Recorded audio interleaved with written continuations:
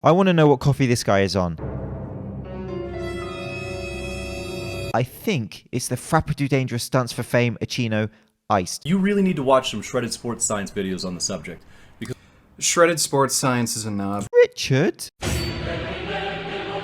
And so here are some straight facts. This is from an Instagram profile, and his t-shirt says virus on it. I rest my case. And so that clip was a gentle roasting at the start of this coffee video, whilst the title was a witty play on words, because you'll see so commonly people selling supplements, perhaps a pre-workout in social media, and you'll find comments saying, just drink coffee. And so in this video, I want to actually explore whether those types of statements actually have any validity to them. And in addition, did I get enough celebrities on my thumbnail? And so as a health disclaimer, of course, caffeine is a stimulant. Some people have different tolerances to caffeine. And of course, you have to be aware of the dosage. When it comes to dosage and perhaps safe and unsafe levels of caffeine intake per day, that is a really in-depth discussion. That is something for another video. But what I will say briefly is that perhaps the scaremongering over caffeine intake is slightly overdone and is slightly disconnected from what we see within the evidence-based community. And so please remember, when it comes to caffeine intake, it's important to stay grounded. These coffee puns may seem bad right now, but just let them reverberate around in your cranium for about a week. And I promise that by then they will still be completely unacceptable. And so when we look at a typical cup of coffee, it has around 100 milligrams of caffeine in it. Now this number can of course widely vary depending on the type of coffee, the serving size, etc. And that is important when it comes to this video. And as a reference for you, many fat loss supplements will have around 200 milligrams per serving. And as a further reference, Shredded AF, as Devin Physique was promoting, has 300 milligrams per serving. Best caption wins. Look at that kettlebell and the weight. You didn't think I was finished with you, Devin, did you? Your body will burn fat in response to this thermoregulation process when it needs to create more energy due to a continued stimulus over time. And these sort of exogenous supplements, whilst they may have some sort of effect, short-term effect, it's actually not significant. And why it's relevant to think about how much caffeine is in a coffee, or indeed coffee as your form of caffeine intake, is because many studies, and the meta-analysis I will talk about in this video explains that many studies looking at caffeine intake in exercise and performance are done so by caffeine anhydrous or caffeine powders or caffeine pills, not caffeine taken in through coffee. And so that's different. The actual vehicle matters.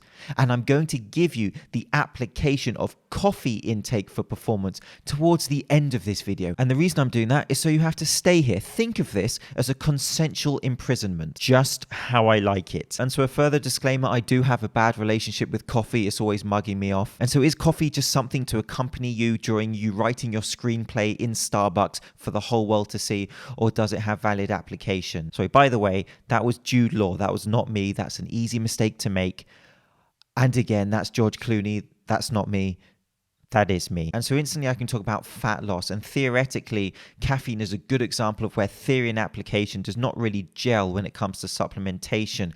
Caffeine is a fat extractor from the cells and a stimulant, and it's in many fat loss supplements. Now of course caffeine does make you feel alert. This would be my interpretation of why it's in so many supplements, so people have this feeling and feel as though these fat loss supplements are somehow effective. But in reality, caffeine again cannot manually override the systems of your body, your metabolism, in a chronic and significant way.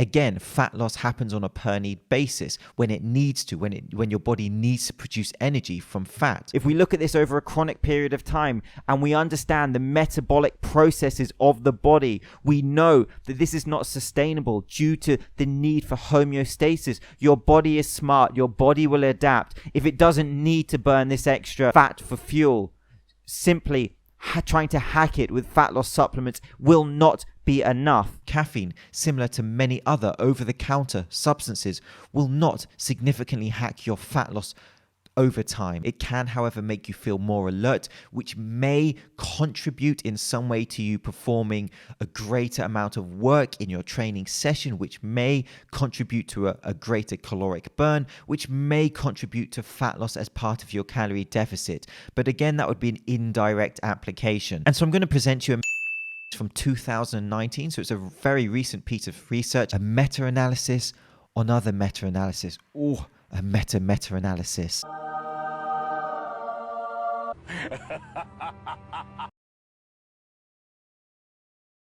And again, just for those of you who may not be aware, a meta-analysis is one of the highest forms of evidence-based research we have, which looks at many different pieces of research. And a good meta-analysis will have a filtering process that genuinely was not a pun, where it will take out research which just perhaps does not hold up to a high enough quality. And so it will really look at a range of research which has depth and quality to it and look for commonalities, and it will give good conclusions and suggestions about a certain topic. And so to give credit, I came upon this study from the social media of Dr. Brad Schoenfeld, and indeed he is one of the researchers who was part of this study. However, as a rebellious act against many other fitness YouTubers, I actually read the study, and so I'm going to communicate the information to you. And as I do in many of my videos, I'm going to simplify the information so that you can filter it better. Pun intended. Okay, fair enough. That was bad. I'm going to take a break and recoup. I'm just going to put you on hold for a second.